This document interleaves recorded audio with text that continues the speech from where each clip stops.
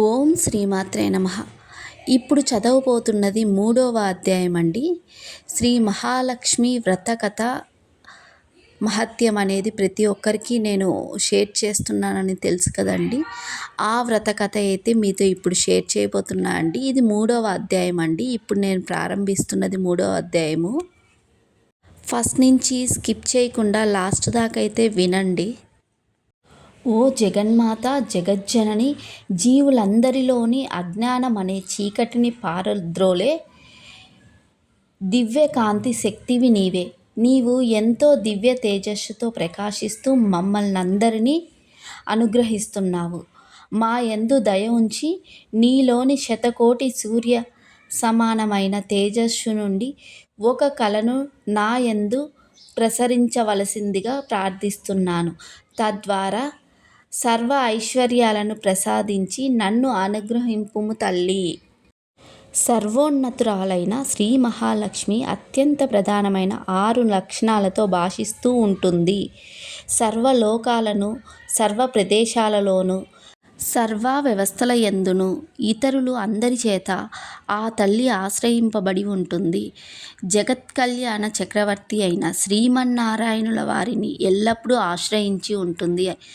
ఆ తల్లిని మనసారా కొలిచిన వారికి సర్వ సౌభాగ్యాలు లభిస్తాయి. జగన్మాత, నీకు అనేక నమస్కారములు. మాకు కావలసినది జగజ్జనని అయిన నీకు తెలిసినట్టుగా మరెవరికి తెలుస్తుంది తల్లి.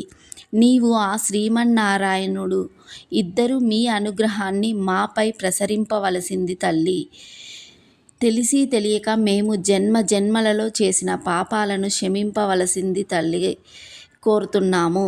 నీ అనుగ్రహం ఉంటే ఎన్ని జన్మల పాపాలైనా ఇట్టే పోగలవంటారు.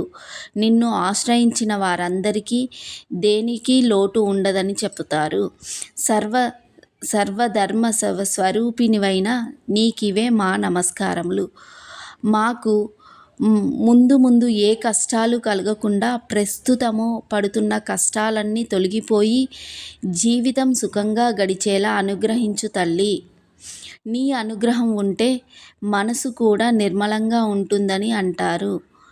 నా మనసు ఎల్లవేళలా ప్రశాంతంగా, సంతోషంగా, ఎటువంటి దురాలోచనలకు లోను అవ్వకుండా ఉండేలా అనుగ్రహించు తల్లి.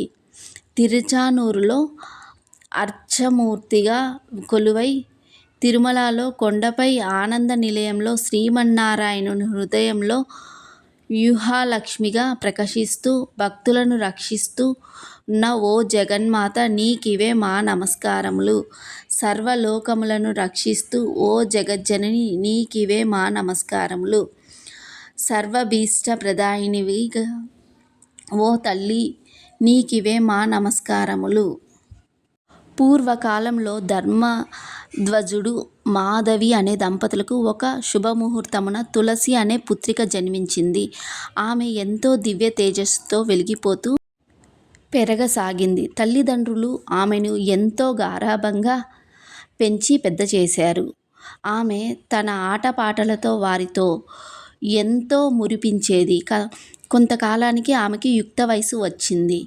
అతిలోక సౌందర్యవతిగా రూపొందిన ఆమెకు తగిన వరుని కోసం ఆ తల్లిదండ్రులు ప్రయత్నించసాగారు. తల్లిదండ్రుల ప్రయత్నం తెలుసుకున్న తులసి తాను సాక్షాత్తు ఆ శ్రీమన్నారాయణుని తప్ప వేరొకరిని వివాహం చేసుకోనని తెలిపింది. ఆమె యొక్క దృఢ సంకల్పానికి ఆ దంపతులిద్దరూ ఆశ్చర్యపోయారు. సాక్షాత్తు ఆ శ్రీ మహావిష్ణువునే వివాహమాడటం అంత తేలిక కాదని ఆమెకి నచ్చచెప్పారు. కానీ ఆమె ఏమాత్రమూ చలించలేదు. తాను తప్పక ఆ స్వామినే పరిణయమాడుతానని చెప్పి అడవికి వెళ్ళి ఘోర తపస్సు చేయసాగింది. అకుంఠిత దీక్షతో తులసి చేస్తున్న ఆ తపస్సుకు ముల్లోకాలు తల్లడిల్లాయి. దేవతలందరూ భయకంపితులైనారు. వారందరూ బ్రహ్మదేవుని వద్దకు వెళ్ళి, స్వామి, భూలోకంలో తులసి చేస్తున్న తపస్సు వలన సర్వలోకాలు కంపిస్తున్నాయి. తమరు దయతలచి ఆమె అభీష్టం అడిగి ఆ కోరిక తీర్చి ఆమె తపస్సు విరమించేలా చూడవలసినది అని వేడుకున్నారు. అప్పుడు బ్రహ్మదేవుడు తులసికి ప్రత్యక్షమై నీకు ఏ వరం కావాలో కోరుకోమని అన్నాడు. తులసి ఆ చతుర్ముఖునితో ఇలా అన్నది: తండ్రి, సర్వలోకాలను సృష్టించే నీ దర్శనంతో నా జన్మ ధన్యమైంది. నాకు శ్రీమన్నారాయణుడే భర్త అయ్యేలాగా అనుగ్రహింపవలసినదిగా అని కోరుకుంటున్నాను తండ్రి. ఆ శ్రీ మహావిష్ణువు తప్ప వేరొకరిని నేను వివాహమాడను. నా యందు దయ ఉంచి నన్ను కరుణించవలసినదిగా అని అన్నది. అప్పుడు బ్రహ్మదేవుడు ఆమె కోరిక త్వరలోనే నెరవేరగలదని ఆ శ్రీ మహావిష్ణువు అంశతో శంఖచూడుడనే వరుడు జన్మించాడని, అతడే తులసిని వివాహమాడగలడని చెప్పి అంతర్ధానమయ్యాడు.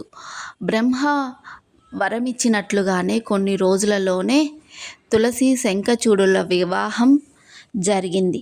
వారిద్దరూ సుఖంగా జీవింపసాగారు. శంఖచూడుడు ఎంతో దివ్య తపస్సును ఆచరించి అనేక వరాలను పొంది ఇష్టం వచ్చినట్లు ప్రవర్తించసాగాడు. అప్పుడు దేవతలందరూ శ్రీమన్నారాయణుల వారి వద్దకు వెళ్ళి ఆ పరబ్రహ్మమూర్తిని శంఖచూడుని బారి నుండి తమను రక్షింపవలసిందిగా ప్రార్థిస్తారు. అప్పుడు దయామయుడైన స్వామి వారితో ఇలా అన్నాడు: ఓ దేవతలారా, మీ బాధ నాకు అర్థమైంది. శంఖచూడుడు ఎన్నో దివ్య వరాలను సంపాదించి ఈ విధంగా మితిమీరని గర్వంతో, అహంకారంతో ప్రవర్తిస్తున్నాడు. మిమ్మల్ని అందరినీ అనేక బాధలకు గురి చేస్తున్నాడు. అతడు త్వరలోనే తనువు చాలించి నాలో ఐక్యమయ్యే సమయం ఆసన్నమైనది. తులసి ఎవరో కాదు, సాక్షాత్తు నా ప్రియ సఖి అయి శ్రీ మహాలక్ష్మి అంశయే. శాపవశాన భూలోకంలో తులసిగా జన్మించింది. ఆమె ముందు యుగాలన్నిటిలో అన్ని లోకాలలోనూ అతి పవిత్రమైన మొక్కగా జన్మించి అందరి చేత ఆరాధింపబడుతుంది. అనేక యుగాల పాటు ఆ విధంగా ఆరాధింపబడి చివరికి ప్రళయకాలంలో నన్ను చేరుతుంది. అయితే ప్రస్తుతము శంఖచూడుడు జన్మ చాలించి నాలో ఐక్యమొందాలంటే తులసి పాతివ్రత్య భంగం జరగాలి. అది నేనే త్వరలో నిర్వర్తించగలను. అక్కడికి మీ కష్టాలన్నీ తొలగిపోతాయి అని అన్నాడు. శ్రీమన్నారాయణుల వారు ఆ విధంగా చెప్పిన పిమ్మట దేవతలందరూ ధైర్యం తెచ్చుకొని వారి వారి లోకాలకు వెళ్ళిపోయారు. కొంతకాలానికి ఒకనాడు శంఖచూడుడు ఇంట్లో లేని సమయంలో శ్రీమన్నారాయణుల వారు శంఖచూడుని రూపంలో వచ్చాడు. ఆ స్వామిని చూసి తన భర్త శంఖచూడుడే అనుకొని తులసి ఆ స్వామితో కలిసి ఆనందడోలికలలో తేలియాడింది. శ్రీ మహావిష్ణువు సంగమంతో తులసి పాతివ్రత్య భంగమైనది.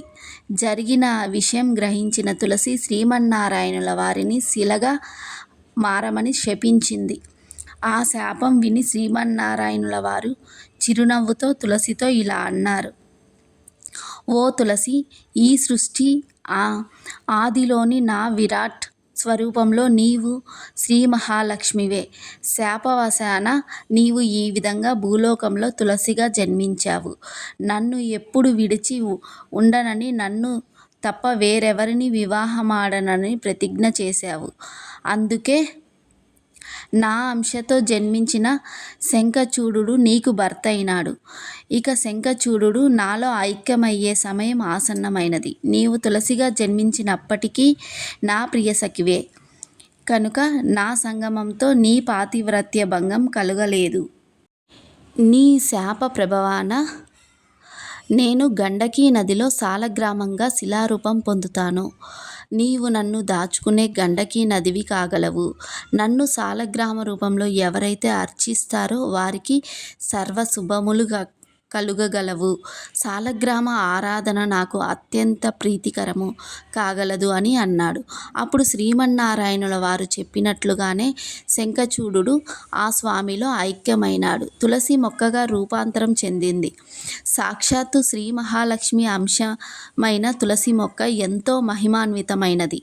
తులసి ఆరాధనతో సర్వ సౌభాగ్యాలు లభిస్తాయి, సర్వ ఐశ్వర్యాలు సిద్ధిస్తాయి. ప్రాతకాలమున నిద్రలేచిన వెంటనే తులసి మొక్కను దర్శిస్తే ముల్లోకములందరి పుణ్య తీర్థములలో స్నానమాచరించిన ఫలం దక్కుతుంది. ఎవరైతే ఉదయాన్నే తులసి మొక్కకు నమస్కరిస్తారో వారికి సాక్షాత్తు ఆ లక్ష్మీనారాయణులకు నమస్కరించిన ఫలం దక్కుతుంది. తులసి మొక్క మొదలునందు సర్వ తీర్థములు, మధ్య భాగమున సర్వ దేవతలు, అగ్రభాగాన సర్వ వేదాలు ఉన్నాయని శాస్త్రం చెబుతున్నది. అంతేకాకుండా తులసి యొక్క అగ్రభాగంతో సాక్షాత్తు బ్రహ్మదేవుడు, మధ్య భాగంలో శ్రీ మహావిష్ణువు, కాండమునందు మహేశ్వరుడు, శాఖలలో అష్టదిక్పాలకులైన ఇంద్రుడు, వరుణుడు, యముడు, అగ్ని, వాయువు, కుబేరుడు, నిరుతి, ఈశానుడు నివసిస్తారు.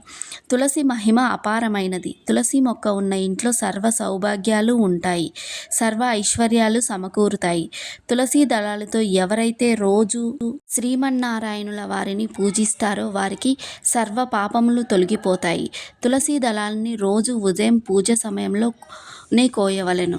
మిగిలిన ఏ వేళలందునూ తులసి దళాలను తుంచరాదు. తులసి దళాలను పురుషులు మాత్రమే త్రుంచవలెను, స్త్రీలు కోయరాదు. మంగళ, బుధ, శుక్రవారాలలో తులసిని త్రుంచరాదు.